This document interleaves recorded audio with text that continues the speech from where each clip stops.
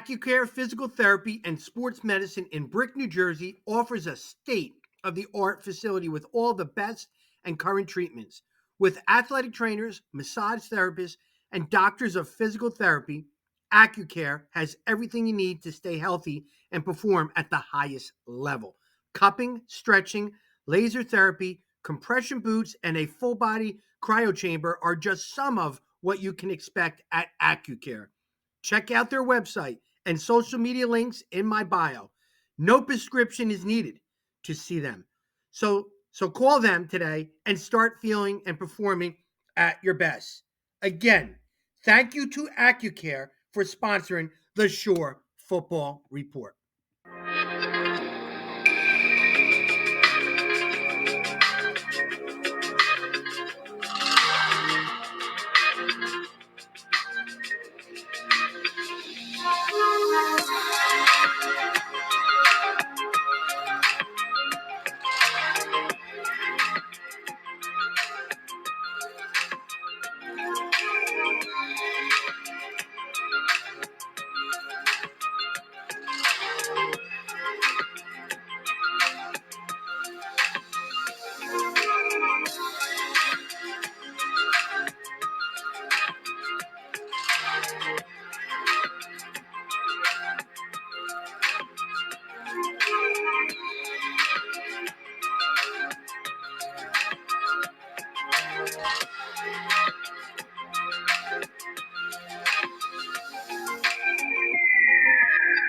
Hello, everyone, and welcome to Accucare High School Football Preview Show, Monmouth County Edition. And today we're going to talk Middletown North Lions football with head football coach Steve Bush in his 40th overall season, Coach. Wow. I thought you were only 20 years old, Coach. 40 years. A lot of it, I call that experience. So when you get to a certain point, we say experience. But, Coach, I mean, looking at your resume and knowing a lot about you, it's impressive. It really is. 40th year of coaching football on all levels. And we're going to talk briefly about you in a second, but I just want to give my two people that was big news for the Shore Football Report. I want to talk a little bit about them, and then we'll talk Middletown North football, and of course, you. Accucare and Brick is now our sponsor, located in Brick, physical therapy and sports medicine. And Coach, you've been a high school, college, and pro coach, and you know it's very important to make sure that those athletes are healthy on game day. And that's what and she's bringing state-of-the-art equipment, and she's got a terrific staff and rehabilitation, preventive stuff, all that 9-yard stuff that she has, and she's excited about educating the athletes on and off the field. And she wants to be involved in all programs or be able to be there for any kid who needs it during the weeks, prior to your games, after your games, all that stuff. And that is very important for you guys. Absolutely. Yep. So she's excited. Pam Anthony, the owner and founder of Brick, has been a great addition to our staff. The other thing we have is Scott Stump came back from a big layoff, and he'll be, on the sidelines, helping out with the Shore Football Report, and it'll just make us better with the coverage because you guys, you coaches, man, you elevate your game every year. I got to do it too. So I had to make a big addition like a LeBron James. I picked Scott Stump, and Stump's with us, Coach, and you know him from all the years, and he's just going to pick up where he left off with that. So we're excited. All right, now about you, your resume. Now your resume is very, very long. I ran out of ink when I was writing it down, just little notes. But Coach, to summarize everything, 40 years of coaching. All right. And then your stops when you first started. It's incredible because you were in college for 8 years right away, right? Correct. Yeah. So, just trying to get started and kind of move up the ladder. Did you see yourself when you first started coaching to coach at that level, at college right away? 8 years. Yeah, that's kind of the direction I wanted to go at first. And then, I was doing that and moving on. And, then I had 4 kids by the time I was 30. And 3 in diapers, and I didn't want to miss my kids growing up, so I decided to take a high school job where I could be home and get to see them grow up and come home and put them to bed and then do work after You were a that. young coach. 2 year stops. You were at Southern Connecticut, Springfield, New Haven, and Boston U. My question to you was, did you have everything still stayed in a suitcase? Or did you know you were leaving after 2 years, or it was just the natural progression? You just leave with a No, I coach? think that's kind of what you need to do. You're trying to move on and elevate your position and make a little more money in the process, but trying to get up and create more contacts and things too, and just kind of starting at the bottom and then kind of gradually trying to work your way up. Yeah, you follow a coach that believes in you, and you move up the ladder. From there, in 8 years, you took a head job in New York, Long Meadow, Mass, right in New York. In Oh, Massachusetts. in Massachusetts, Long Meadow, and you won a state title there, Coach. How do they work the state playoffs in Mass compared to In New Jersey? Massachusetts, they just do it. They call it a Super Bowl. They have it's just really a one game playoff or championship. Okay, And so we were in Western Massachusetts and won that. so they just pick the two top teams and they play it like a bowl Yeah, game. yeah, right. Awesome. And you guys won. I think you were 11-0, 1 or 2 years in a row there. Yeah, we were 11-0 regular season for the 2 years, and then uh, the second year we lost in the championship game, and then the third year we won that one. How big of a school was that in terms of number of kids? It was about 1,400 kids or so. So it's like a group five. Yeah. No, that's more like between like a group 3, group 4. Okay. So Yeah, you they didn't divide them like that. They just had a larger and small schools. so you were there for what, 2 years? 3 years. Three years you were there, and then from there you went to Manalapan Correct. so I guess you moved your family to the Jersey Shore. Yeah, yeah. We wanted to come down in New Jersey, and New Jersey you make a lot more money as a teacher at the time. And I used to recruit all of New Jersey, and I really liked Monmouth County, and wanted to get down there with my family and Uh-huh. take a position there. Well, you were there for 7 years in Manalapan, did a great job. We actually played against you when I was at Southern. One of one of other Hall of Famers said that you brought him into the coaching association was Eddie Guerreri. So Right. Yeah. Eddie Guerreri was speaking very highly about you on the show, that you hired him. So you started his career. Yeah. Yeah. Yeah. I had a good staff there at Yeah. the end of my stint at Manalapan. I got Eddie to come in, and we had a mutual friend that told me about him, and Right. he did a great job for us, and then he ended up Yeah. becoming the head coach there after I left. First it was Tom Tarver, and then Eddie took a year or two off, and then he came back and ended up being the head coach there and did a great job. Now, when you were at Manalapan, I got to see you because you were in the Shore, and I was a young coach at Southern Regional. And I from the distance, I loved watching your schemes and your throwback screens. You would half roll, turn, and run that rocket or tunnel screen.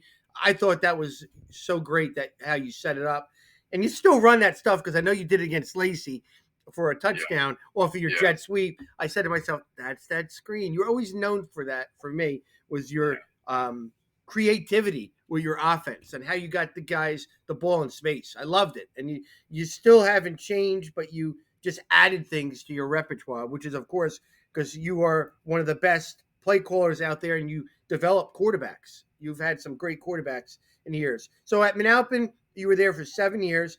Then you left to go to college, the highest level, Syracuse.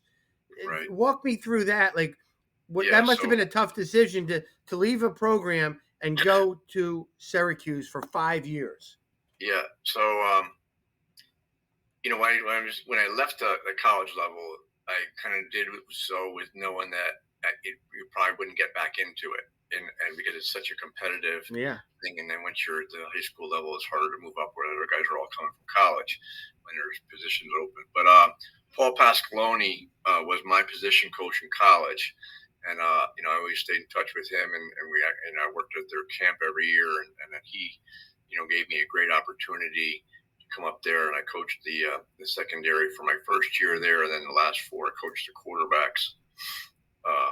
And then they fired Coach Pasqualoni, and that program hasn't been the same since. No. So they didn't really know what they had. Mm-hmm. I had when I was at Lacey, Lou took us. I just got hired at Lacey. He goes, "We're going to Syracuse for a two when they had Donovan McNabb."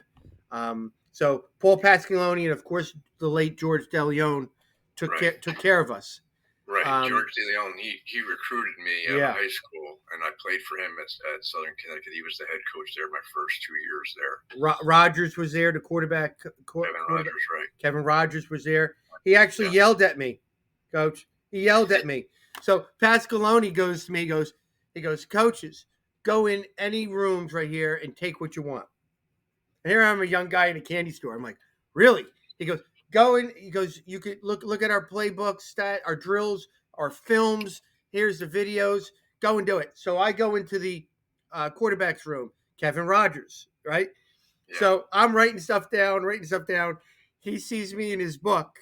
And I guess he had a private book of when he was going to become a head coach. This is what we're going to do. And he goes, that's not for anybody. That's just for me. He yelled at me. And I remember Pasqualoni taking him aside, talking to him. Comes back. He goes, all right, you can look at it. I remember Kevin Rogers ripping me. But Pasqualoni told me to go all over the place. But we went out to eat with George DeLeon, Pasqualoni, and a quarterback at the time was Donovan McNabb.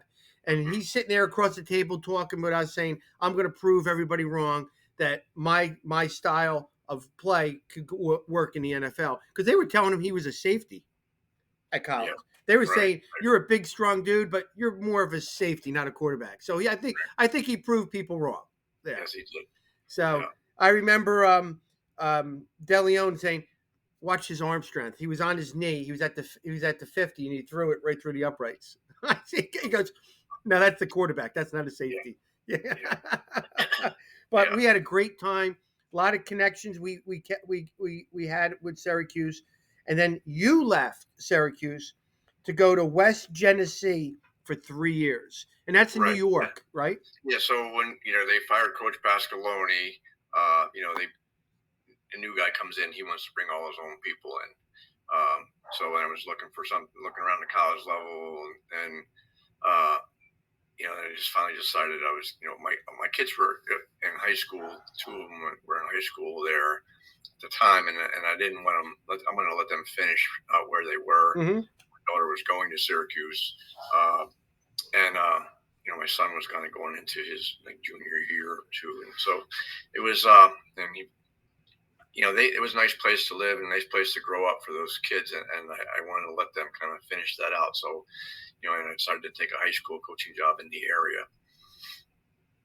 Well, that's nice of you because you also won a state title there. Yeah. It was, we had a nice run there. The kids got, we kind of got on a roll and peaked at the right time and did well. And actually had a coach against my son that year. I remember you saying that. Which was a tough thing. And it was the only time that I won a game, and then as I'm walking across the field, we had a pit in my stomach, because my son had he had like 10 catches in that game. He had a great game. Well, if he beat you, I knew their whole system very well from watching both my boys play there, and I knew who all the kids were too, and I think I had a little bit of an advantage that way. Well, what kind of a pit in your stomach you would have had if you lost to your son too? So remember that. So I'm sure he got over it though. But he did. Yeah. He did. So you won a state title there, and then after your 3 years, you went back. You went actually to the NFL, Miami Dolphins, for 4 years. Yeah, Tony Sperano, who died just a few years ago unexpectedly. It was a great friend, and we coached together at New Haven, and then again at Boston University. And we kind of always stayed in contact. And then, so he was with the Cowboys, and he got the job with the Dolphins, and with Bill Parcells, kind of hired him. And so Tony called me and gave me a great opportunity to come in and get started there. And I did like quality control and it was assistant quarterbacks coach, and then became the assistant receivers coach, and then became the receiver coach. I have a question about those stops in a second. But then after 4 years of the NFL of coaching multimillionaires, you came to Middletown North for Yeah, which is your 10th season, and I know you're very happy where you're at. You fulfilled a lot of different things that you wanted in your coaching career, and you're at Middletown North building a program, and for 10 years, your longest stay. right. Yeah, no, I'm enjoying it. Once again, it was the same kind of situation. The head coach got fired, and then they want to bring in their own people, and I kind of wasn't in the loop well enough to Right. kind of stay on there. So I just finally just said, I'm gonna take a high school job where I want to live, and kind of I enjoy coaching the kids. I like the teaching part of it too. I like the kids, and so I've enjoyed it, and they've been very good to me at Middletown North, and we like where we live, and Good. it's been a good situation. Well, I want to put myself into an AD's hand. He gets a resume, and he's got a guy who college experience, multiple places, and just came from the NFL, and he wants to work here at Middletown North. I mean, was that an easy hire or what? But just had an opening happen, and would anybody call you to say, "Hey, come on down here or up here, wherever"? Yeah, I mean, I was looking around and just saw that job came open, and Bob Dunn, who coached for me at Manalapan, was like in charge of the special ed in the district, Good. and I talked to him about it, and he talked to some people too, and to end up getting me in there to meet everybody in the interview. Wow, that was perfect timing. Perfect timing for everybody. All the above. Well, here's my question to you. Let's talk about kids because NFL are still kids in your mind too. You coach college, you coach high school, you coach NFL, and now you're at Middletown North. Do you teach and coach the same way to all those levels, or do you kind of minimize it on a high school level? I think it's very very similar how you do it all the way through, and we do schemes and concepts that I've took from all along my different stops, and including the NFL, where we're asking kids to do things that they're doing in the NFL, um, and we kind of approach the installations and things similar to that, and I think at the high school level you do have to really develop their confidence more. Um, and sometimes at the upper level, you have to kind of rein them in a little bit. But so, Do you but it's talk? Do you talk though? Like in the NFL, did you talk to them differently than you did college and high school guys? Like, are the NFL guys unapproachable, or can you still coach the way you coach? I think you can still coach the way you coach, and it's you maybe have to talk to them a little bit differently. They're kind of almost at the same level, Mhm. and they've been playing for a long time, and they kind of have a pretty good idea what they're doing things too. Most of those guys were very good because they know that they can be replaced quickly, Mhm. because they say the NFL is not for long, and they're always kind of shuffling the roster, and so that they're looking for ways to make sure that they can get better, and uh, and keep playing. And there's a handful of guys that are probably in each team that maybe a little bit harder to coach, but Coach, and I know we have bad experiences in places, but I remember talking to Coach DeLeon. He just left San Diego Chargers. He comes back. I said, Coach, why did you leave? He goes, I like coaching guys that want to be coached. That's what he said, like that. Like yeah, he goes, Coach DeLeon coaches hard. yeah, He gets after those guys, and I don't know if they always respond no. to that as well at the upper level. He goes, I'm coaching guys that make $1 million more than me. Right, It's a job to them. It's not a yeah, passion. And you know how he talks, right? And right, right, he goes, I'm back. That's what. And he was exactly. excited to be back. But now with the NILs coming out in college kids are making a lot of money.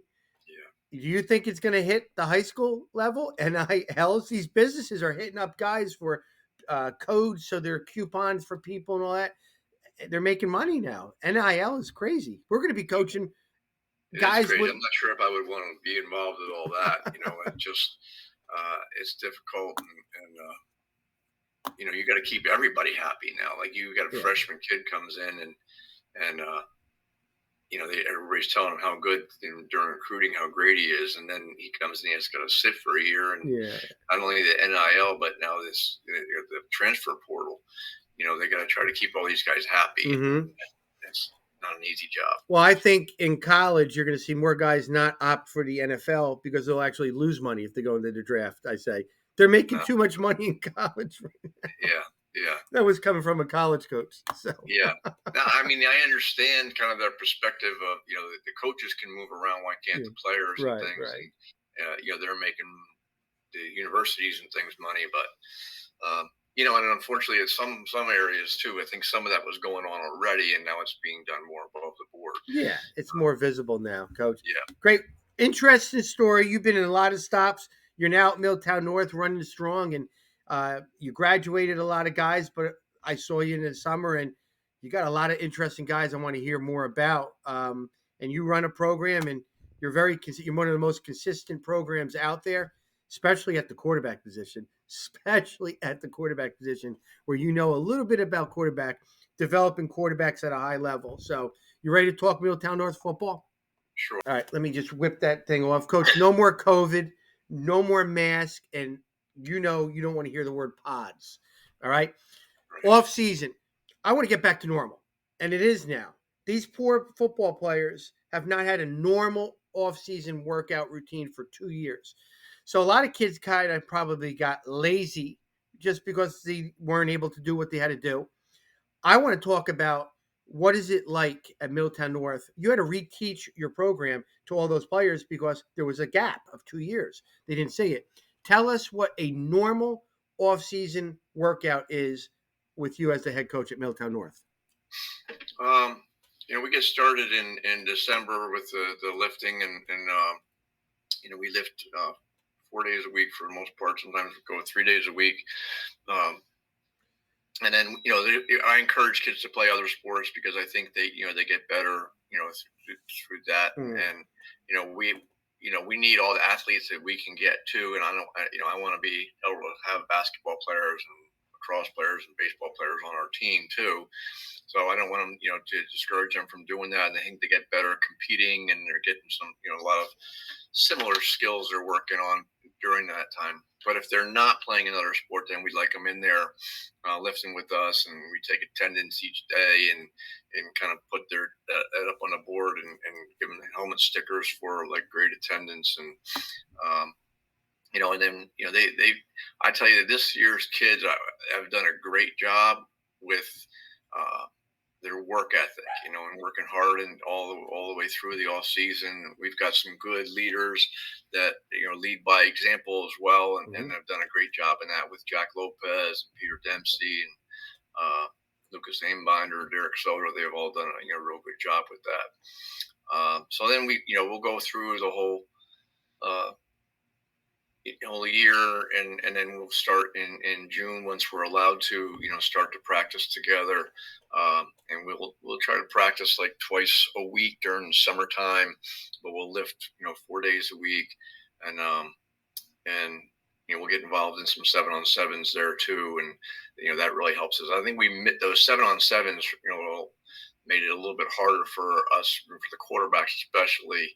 Just not they get a lot of reps in those things and see a lot of different things, and it's a good learning time for all our guys, all receivers, the defensive backs, everybody. So we enjoy those things.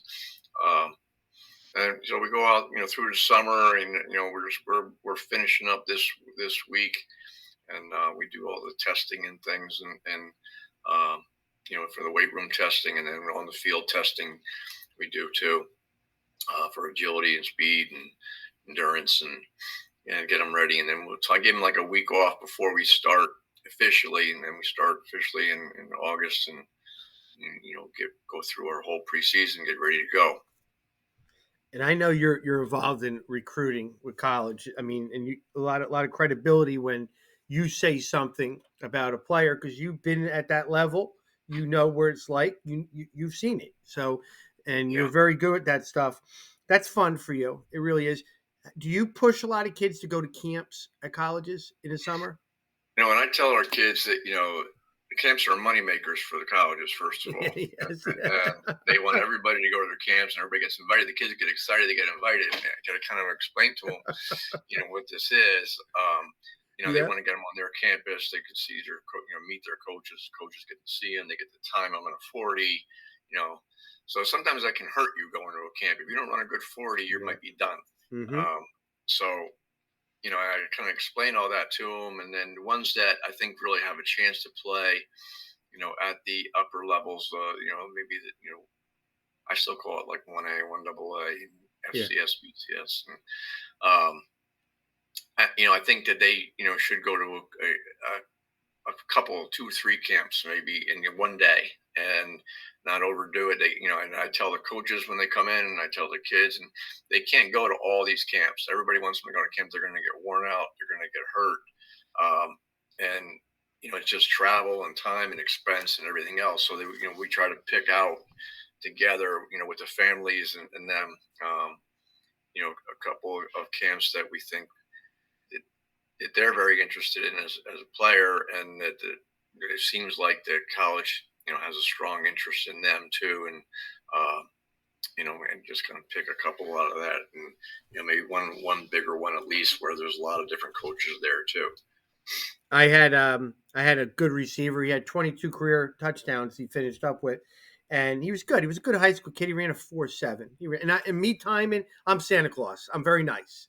Yeah, Like the players loved when I timed it because my time was a lot more agreeable to them than the other yeah, coaches that had him for 5.3. yeah, So JMU tells me, Coach, we're going to offer him if he comes to our camp and at the finish line, if he gets a 4.6, there'll be an offer for him right when he finishes the across the line. I said, let me relay the message. So I call the kid up and go, you are not going to JMU. You're not going to JMU. It's like, Coach, I ran a 4.6. He goes, I was timed the other day. Yeah, by his buddy, right? I go, you're going to waste your time. You're going to pay their money, go there, then you're going to come back with it. No, you're not going. But there's always those things that those coaches dangle, yeah. because they want you to be at the campus. They do want you to run the 4.6, but it's not Right. possible to run a 4.6. Everybody comes out with the wrong time when they go to colleges. Yeah. Their times are wrong. That's why I think colleges don't tell them what the times are because they'll be disgruntled the whole camp, Yeah. right? Yeah. I don't. Yeah, I know. It's so much of it is size and speed. Nobody wants to make a mistake. By Right, recruiting the wrong guy that's not fast enough or not big enough, or right. so. And I try to explain to the kids it's so competitive.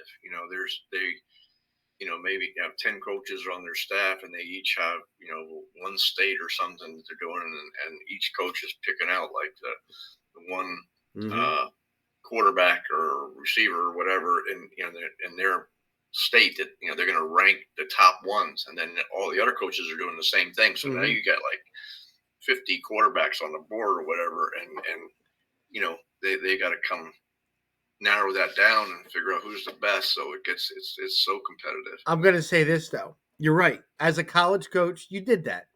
But I think at Middletown North, you're doing that within your own community. Who's the top quarterback in the whole Middletown area? Who's the top running? You're doing that within your program too, like a college guy, right? I'm sure you have your camp, and then you want to figure out where the players lie, in a smaller scale. But yeah, we're always evaluating players and putting them next to each other. That's fun. I think that's fun. It's, Yeah. Yeah, we try to tell the kids we're evaluating every day, and you may be even on the scout team and doing something really well, and we may not, we may be getting on the guy that you just beat or whatever, but we're also very aware that you were the one that did it. So they, you guys can move on, and we try to play a lot of different people. We try to, we I think we have to play some guys both ways because sometimes you're just such dominant players that we don't want to take them off the field, but we try to rotate guys in with them. And Jeff Messamini, our defensive coordinator, does a very good job of that. better than I do on offense. But we do try to get a lot of guys in the game and make it understand that special teams is a big part of it too, and that we're going to get some of these athletes on the field and special teams and can be a big contributor that way as well. And I like how you're testing your athletes, like a lot of players do, and the same way you did probably in college. Figure out their strength and their speed and how they improved, and let's move on and coach football next week, right? Correct. Yeah. Yeah. And the kids like to see all that too. We post up the top in the top skill guys in each area and the top, Oh wow. Stud guys in each area too, and they all like to see that. And Oh yeah. so we reward those things with helmet stickers and things too, which they like that. So. And then we see it on social media. They're copying what you did, and it's all over. That's how it works.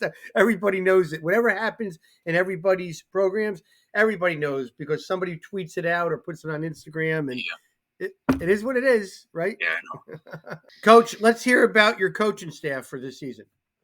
Okay, well, we got 3 new coaches with us this year, but let me talk about the ones that have been there first. So Jeff Messamini has been with me since I started at Middletown North, and he's our defensive coordinator, Right. linebacker coach, and coaches the tight ends. We all coach a position on both sides of the ball, and Jeff's done a really good job with that whole thing. Justin McGee is returning as he's going to be like assistant O-line and then defensive line coach, and does a lot with our special teams as well. And he's a good young coach too. Fred Stengel is joining our staff as an offensive line coach. He'd been the head coach of Bergen Catholic for a number of years, and he was a little stint at Ocean as the offensive coordinator for a while. Mm-hmm. So he, brings a wealth of experience and knowledge and technique and things too. So I think he's a great addition so far. And then Mackay Burns, who last time Middletown North won a state championship, they beat us when I was at Manalapan, and Mackay picked up a fumble and ran back for a winning touchdown. So he's been filming with us for a couple of years. Now he's going to end up coaching our receivers and DBs and doing a very good job. And then Connor Welsh played for me here at North, and he just finished at playing at Salve Regina. He's going to come in and coach our running backs and strong safeties. And make sure I didn't leave somebody out. I think that's it. Yeah, so that's going to be our varsity staff, and then we'll have Dana Webster and Mike Brando do our freshmen. They do a very good job with that. Larry McKnight may be able to come back and help out a little bit. He's been here forever. He's been, he's kind of part-time guy and helping out when he can. I think he's going to be able to come back this year and do that too. Coach, my question to you, with the COVID that we had to do meetings or communication with people as teachers and other things through Google Meets or Zoom. Did you start utilizing that and stay with it with your coaching too, like your meetings, or is it more in person? It's more in person. I want to do it everything in person as much as we can. There's times when we had to do that. We've used Google Meets and things to meet as a team. For whatever reason, we couldn't get together. But if we can get together, all together, I'd much rather do it in person. Yeah, old school. You like to see the reactions and all that stuff, right? Right. Yeah.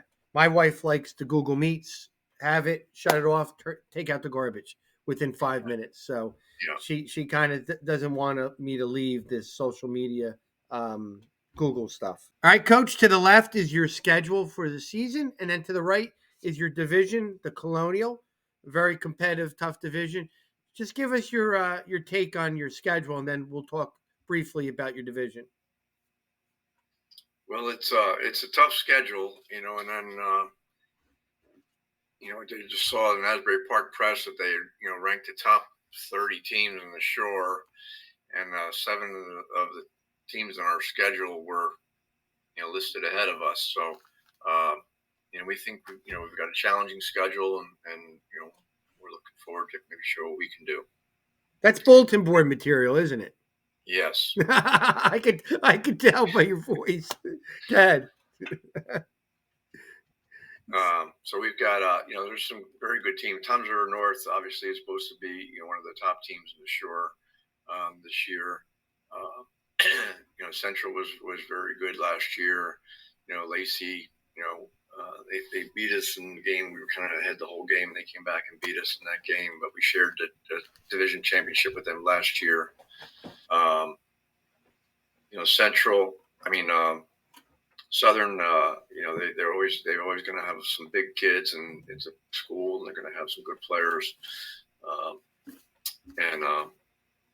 Long Branch has always got athletes, and that's been a good kind of rivalry with us over the years. Yes, Coach. Looking at it's funny how I'm laughing because some of my good buddies would say, "Hey, pick this team over us. Just do it for me." And I would do it, right? And all of a sudden it would be bulletin board material. I go, "What are you doing?" He goes, "You did me a favor." I go, "Your whole program hates me right now," right? So, yeah, you're right. Anything that gets put up with media, somebody's got it on their bulletin board. You're right. You're right. But that drives the players, especially your players that you have. Right. Your division here is, Coach, all the divisions are so competitive. And this is just, looking at the teams, I couldn't pick 1 to 6 accurately. I don't think a lot of people could. You guys got a lot of guys that I'm excited about that are going to be up and coming, I think, stars on your team. You got a lot of guys that it's their time to shine. But North has got everybody back. Long Branch, I've seen Long Branch in 7-on-7, and they're excited like you wouldn't believe. Have athletes all over the place.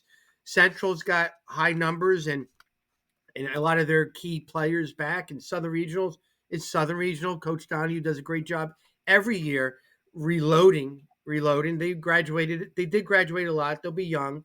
Lacey's Lacey, lose one over 300 games. And of course yourself.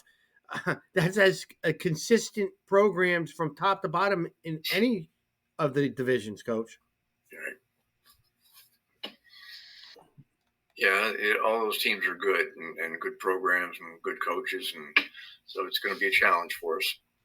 Yep, and you're also a problem to them too. So when they're on the show, they're talking about you the same way you're talking about them. So there's a lot of mutual respect, but there's going to be some good football in this division. Yeah. And then we've got some tough games even outside the conference too. We open up with Manalapan, and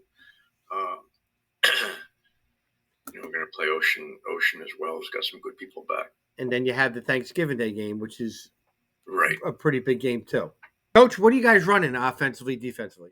Offensively, we're spread and we're in multiple formations, and I think it allows us every year to kind of see what our strengths are and put people in the positions where they can have success. So we'll do a lot of different things with a lot of different formations, but basically be spread. And we try to be about 50-50 in terms of run pass. But we'll definitely throw it. Good. More than some other high school teams. Defensively, we're a 3-3 stack, which allows us to kind of bring some pressure and things too, and maybe give something that the other teams aren't practicing against each week. So I think that helps a little bit too. Yeah, you do. You definitely do more throwing than anybody else, and I'm sure defensively they're more used to seeing that too. I think your defense and offense always complements each other. You're right. Your 3-3 stack allows you to do more stuff, and your multiple attacks offensively must be good for the defense too to cover because they're not wide-eyed when they see it from other places. Right. Yeah. They get used to practicing and seeing different formations and making adjustments and understanding why they have to make adjustments on the secondary things. Good. Coach, I love this part is when we talk top position groups. I did a lot of research in all programs. I dissected you guys too, of course. And here's my take on who I think your best position groups are for offense, defense, special teams. Let's just go one group at a time. I think offensively, I know you have some stud linemen.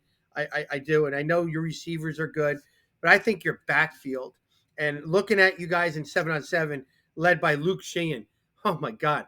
I heard about him and I seen him throw. He had 17 touchdowns and no interceptions in the Monmouth 7-on-7. I know I'm giving out too much information out there, but they're going to know about this guy, a junior who's a rising junior. He's going to be another quarterback that you developed in your program. Luke Shane's going to be a good one. I like him at quarterback. I like James Barneo, Derek Soto, Kaylee Spearman, and also this kid Shane Volante. I hope I pronounced it right. A sophomore, and Spearman is a sophomore. No, Spearman's a junior. A junior. I think that mix of guys, knowing your schemes that you do, fit perfectly into your schemes. Would you agree?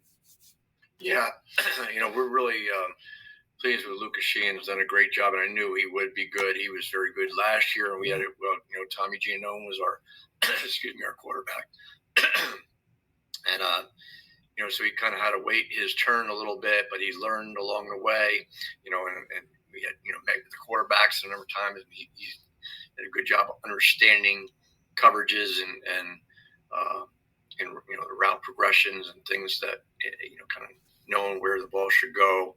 And he's developed, I think, a little more touch this year too. He's got a really strong arm, and he can make every throw. And he's also done a really good job, touching the ball in sometimes in these 7-on-7s this summer. And then at the running back, we may kind of do it by committee. James Barneo will probably start off there. He's a downhill physical runner.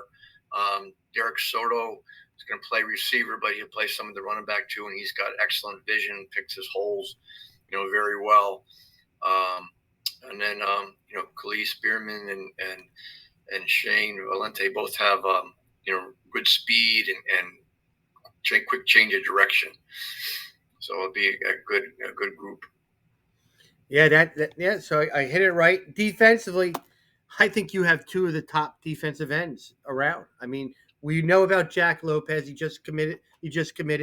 To Columbia, correct? No, to Harvard. Harvard. And then there's another one who's a real quick rising guy, Pete Dempsey, hitting a camp tour and impressing people with his size and his work ethic. Lopez and Dempsey are your two top guys. Of course, you got Einbender and Antonucci in the mix too. Tell me something about Lopez and Dempsey as a pair.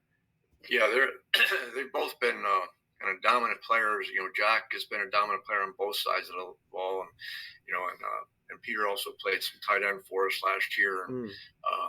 But they're both really hard workers, and they both have made themselves so much stronger, and worked really hard. Like Peter Dempsey's like an old school football player. He'd run through the wall for you, and he just wants to get better. He just anything he can do to make himself better. He works his butt off, and he's strong, physical, tough kid. And those two guys on the edge, I think it will do a great job for us. And Jack's been starting for 4 years for us, and he had 7 sacks when he was a freshman. So, he had like 22 tackles for a loss last year. Those two guys, I think could be dominant players for us. I'm sure there will be. And then at the nose, we'll rotate some different guys in, and Giovanni Antonucci is, I think going to be starting offensive lineman for us, and Lucas Ainbinder starting offensive lineman for us. So those rotated that nose spot, and Christian Cueto's another guy who's got very good, strength and quickness. A little bit smaller guy, but he's a tough kid too. You told me about Jack last year at this time, and you told me off the when we weren't taping about, mark my words, he's going to be, and you were right about Jack. I mean, he had a great season. It's nice that he committed before the season. You think that's important that he committed before the season? No. Yeah. I just want them to have that settled if you can. That's completely up to them when they want to do that. But he had a number of offers. From BCS schools as well, and like Army and Navy, and some other IBs and things too, and some other 1AAs. And I think he just really felt comfortable about Harvard, and there could be the opportunities that could be there for him, down the road too. So we're real happy for him, and I know that I think they got a good one. Coach, special teams. I know you have a good kicker. and hollering. But here's one for you. I'm going to probably surprise you. I was at a camp, Shore Best Camp, and this kid was long snapping. And he was long snapping tight spirals. He was throwing it better than the quarterbacks, but it was going from a direction of a snap. Jason Woods, a freshman, you have a long snapper. How important is that to have a guy for 4 years that can snap like that? I Yeah, mean, I know you're not that's looking huge. forward to punting. You're not Yeah, looking forward to punting, but when you do, you have a good one. yeah, that's huge. And, and just such an important thing. And you're always trying to avoid getting a punt block because usually a punt block can turn a game around. So that you get the ball back there faster. You look like in the NFL, there aren't many punts blocked. And a big part of that is because the ball gets back there so fast. So that will help us. And Richie Grabowski also he long snapped for us last year and did a very good job in Mm-hmm. some bad weather games too, getting it back there. So I feel like we've got two guys that could do that, which is always comforting. Yeah, I mean, nobody ever knows who the long snapper is until he sails one over the punter's Right, head, right? exactly, You exactly. know, but it's nice to know you got two good ones, Yeah. right there because it's reassuring. But you also have a good punter too, so you got a good battery mate, so that's good. But hopefully you don't have to punt a lot. So Yeah, our punter Logan Halloran did a good job for us last year, and Ryan Tucker is another guy who would be competing for that spot as well. Did some good things last year when he had to come in for a game. yeah, And then so our kicker, Ian Poole Morgan, uh, would be back as a junior now this year, and he did a good job for us last year. Coach, let's hear about the top returners you have. Also, those newcomers, guys that you kind of said like a Luke Sheehan is a guy people don't really know about, but you know about him, and in the short conference we'll know about him real soon. Those type of guys, because you got a lot of guys you got to be excited about. Yeah, yeah, I think we've got some new guys that are stepping up, and um, on our offensive line, going to fill a couple holes. And Ryan Koenig is going to be a senior this year, and it's his turn to kind of show what he can do. He's looked good so far. And then Giovanni Antonucci, be a kid who's worked really hard in the off season, and he's really coming along. At our receiver positions, Dylan Briggs had he's really been done very well in our 7-on-7s and made a lot of big plays for us there. And I think he's going to be really good as like a slot receiver for us. And Brian Dunleavy was a receiver who just kind of really hard worker, one of those kids who does everything that you ask him to do and catches the ball well and he runs good routes and get himself open. He's done a good job there.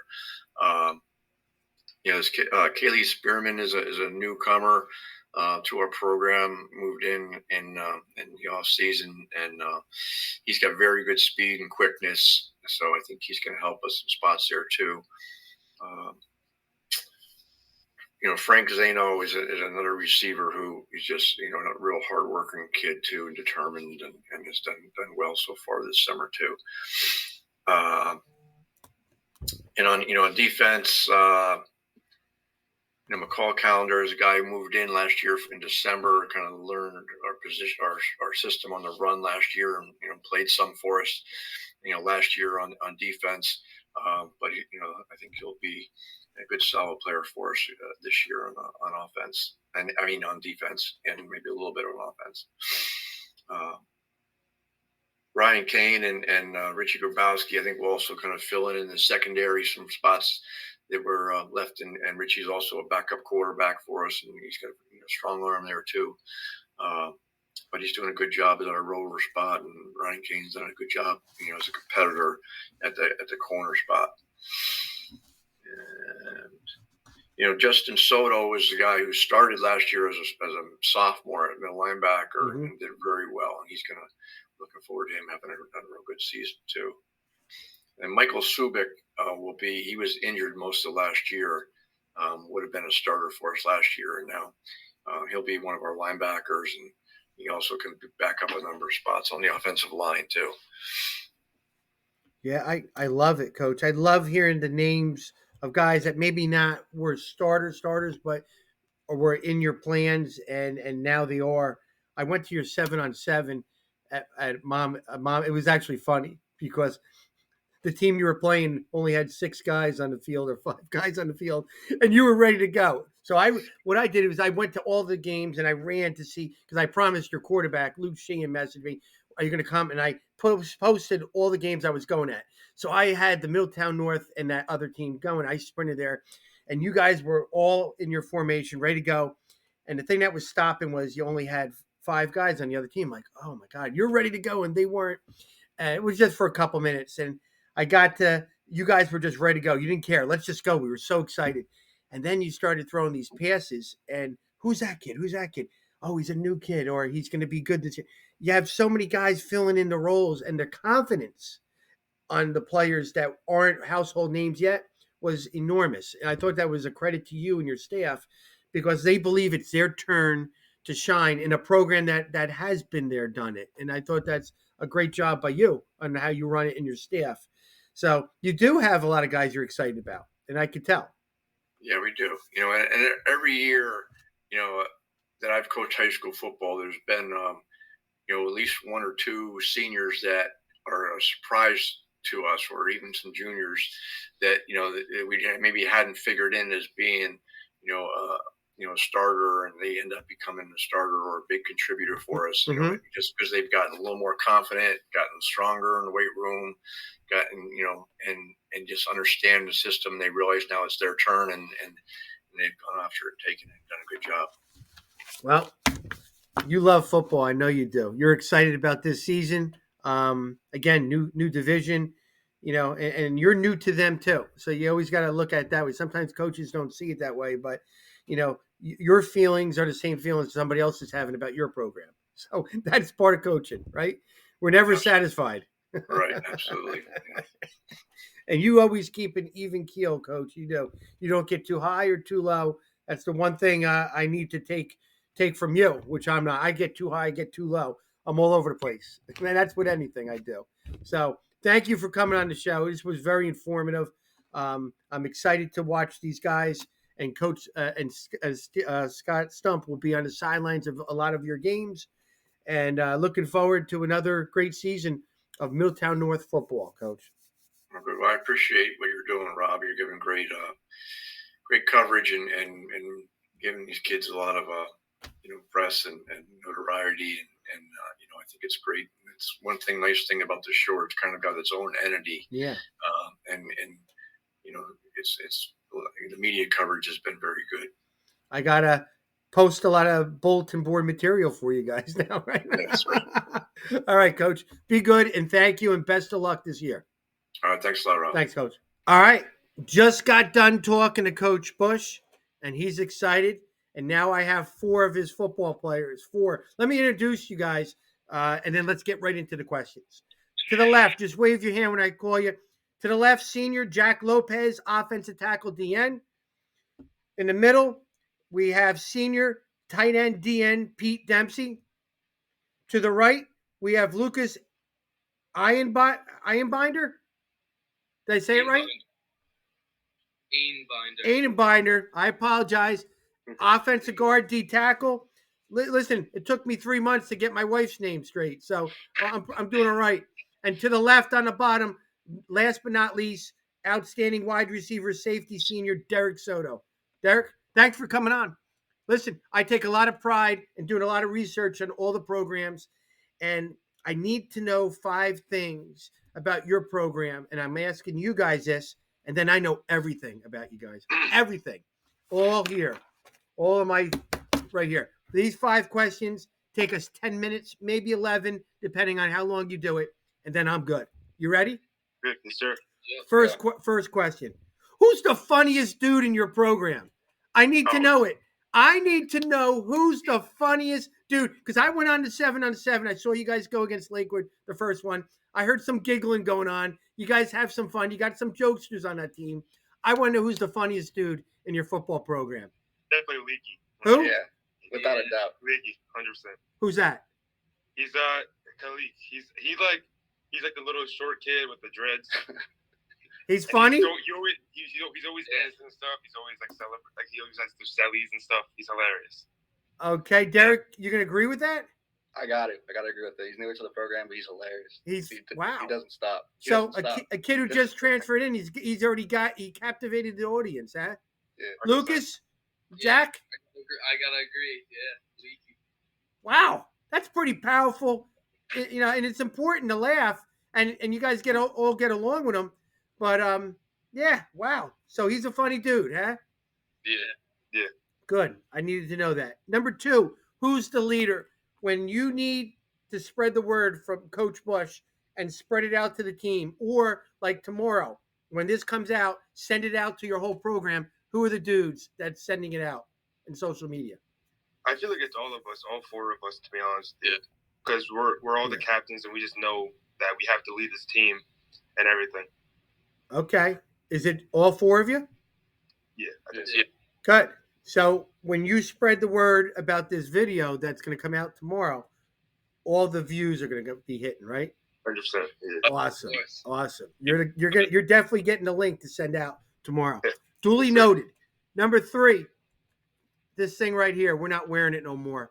Back to normal is the motto I'm having with the coaches. You haven't worked out in a normal off-season workout with Coach Bush for 2 years. How good, and Jack, you're going to start off. How good was it to start getting back to normal in weight training and 7-on-7s and college campus stuff? Jack, how great was it to be back to normal? It was really nice to live with everybody again and not have to pay to go to a gym or something like that, or just stay home, because even when you work out at home, it's just not as fun. And I guess the weights at home always feel heavier too, because you're not just as pumped up. So I don't know, it's a lot more fun being around everybody, especially at practice, which is super fun. Right. And I don't know, I just love being with everybody, honestly. And then the college visits and all that stuff is really cool. Going up to see the campuses and walking around, all that stuff. Yeah, that's great, man. It's great. Yeah. Pete? I gotta agree. During the mask and everything, and all the thing, we couldn't go to weight room and all that, and we had there's only a certain amount of people to go to weight room and stuff, and we were just I don't know, it didn't feel like the team bonding we usually have. But now that we don't have to wear masks or anything, and there's not all that stuff, I feel like it's just a stronger team this year, 100%. Awesome, Lucas. Yeah, I gotta agree. It's nice being back to a regular football season, being able to get in the work that we normally would. Mm-hmm. We're all able to work as a team, like Lopez said, instead of needing to go to different gyms, or if you can go, you have to work out at home. It's nice being able to live together, work out together, and get back to a regular football season. Good. Derek? I agree. Yeah, I think the togetherness was something that was missing a little bit over the mask and everything, but now it's back to normal. I mean, even before we weren't allowed to throw a football around. We weren't allowed to share equipment. So yeah, just being able to share equipment and being able to mesh together better, it's a lot better. Great take, guys. When you're away from your team, your brothers, that's what we say. Even there was you don't get along with everybody the same. The one guy who might agitate you the most, you probably would have loved to be back to normal in the weight room. One of those guys that annoys you, all the time. But come on, let's go. And there's nothing better when a quarterback, taps you on the shoulder, lets you know, I know what you're doing. Keep working hard. Or you guys being leaders by letting them know, by your eye contact or, a thumbs up. There's nothing that can take that place, right? Yeah. Cool. 100%. Number 4, I talked to Coach Bush. I talked to guys in town. I want to know, in your locker room, what are the expectations for your team this year for the players? What's your expectations? Pete, lead it off. What's the expectations for you guys?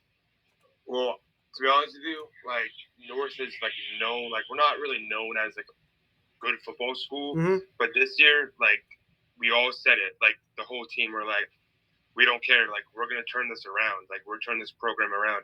And Coach Bloss, who's now at Wall, came up to me and Jack and was like, listen, you guys got to turn this program around after we lost the South.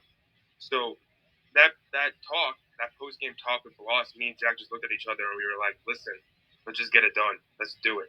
And I think Lucas was also in there also, because Bloss was just talking to all of us, turn this program around and show everyone who Mid-North is next year. And I just think I actually know that we're going to be a winning team this year, 100%. Yeah. Lucas, is that true? Yeah, definitely have to agree with that. My expectations for the team is also just all in, full effort no matter what, practice, game, meeting, every single thing that we have regarding football and working out. I want to see everybody putting all their effort in, going 110% every single day. All in. That's coming from Clemson, right, Jack? Go ahead. Yeah. Give me your expectations of the team. Honestly, this year we did it a little bit last year. Me and Colin Devine, like during practices, like super competitive, almost fist fights and all that kind of stuff. And like I want everybody on each other this year. Showing up, giving 100%, and it should get to the point where we're not swinging at each other, but we're getting competitive and we want to win, and we're getting on each other, making fun of each other. Like I think in that environment when it's like tough and everything's going fast, like that's how you produce winners. Yeah, great point, Derek. Yeah, no secret. Irving likes to win, but I think if we put all the work in, like we have been so far, and if we can continue to do that, we could have a really good winning season. So, all right, great job so far. Now here's the last one, and then I know everything about you guys. Everything. Tell me, why is it so special to be playing at Middletown North football under Coach Bush? All right, Jack. I love how it's like all the alumni all are really proud that they went to North, and I think Coach Bush understands that too. Like, I think it was freshman year or sophomore year, we played one game, and it was like the anniversary or whatever, and there was just tons of people there. Everybody's there. All the older people that played football, coach football, are all there, and it's cool to see. Mm-hmm. And what is it? Coach Famundo, that's at Wall now. He was coaching us, and like he even is like it's orange and black. It's not black and orange. Like all those people always remember that. And I think that's really cool, and it's like a special thing that just like no matter where you go, somebody always played at Middletown North, and nobody ever forgets that if they beat South. Like that's a huge thing. Mm-hmm. Pete, I'm going to have you end it, so we're going to go with Derek next. Yeah, no, I agree. I think the togetherness and like the family that we built at North is really cool. Even like the way we remember people like on our wall and all the fame and everything. I think it's really nice and really cool. And everybody always comes back and always looks at what we're doing. So it's never like a dull moment. Everybody always knows what's up. Yeah, Lucas? No, yeah, I definitely have to agree with that. I feel like there's a very big community aspect with it. Like Lopez said, all the alumni, they're always coming back, supporting us. And then just like us as a team, we grew up together. A lot of us played together, Eagles, and it's just we've been a community from the start, a family, and we're just still going. Awesome. Pete, end it right here. Tell us. Like all three of them, I love that. You got two new coaches playing North, so that like North, we love it. Love our team. Love to win. I mean, I'm going to say something. Tradition never graduates. You got tradition. It never graduates. You're just adding to it. Yeah. The thing I think it's special to be playing for Coach Bush, and me from the outside looking in, he's a guy who comes with a lot of credentials. He won 2 state titles in other places. He's been high school, college, NFL. I mean, he brings a wealth of experience. And that's why I told him, this is his 40th season coaching football. He goes, yeah, I'm getting older. I said, no, you're just getting more experienced. Yep. And he brings so much wealth to that. He's a good quality guy on and off the field, a good leader. And he makes his programs as competitive as can be. And he loves you guys. Oh, he does. He's high on you guys. I'll tell you that. So seeing him get very excited about this year's team got me going about you guys.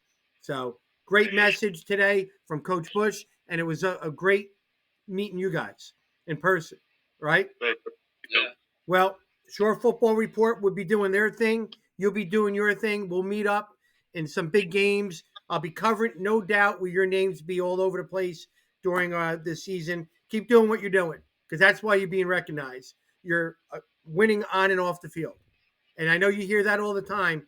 Be the same person you are and be real. All right? Shore Football Report, thanks you guys. Best of luck. This will be out tomorrow morning. Make sure everybody in go to the local Wawa and just give them a link. Give them a link. Just you two, Dempsey and Lopez, just stand there and say, I'm not letting you through unless you click this. I'll tell you right now, you'll have 1,000 hits right away. All Yeah. right?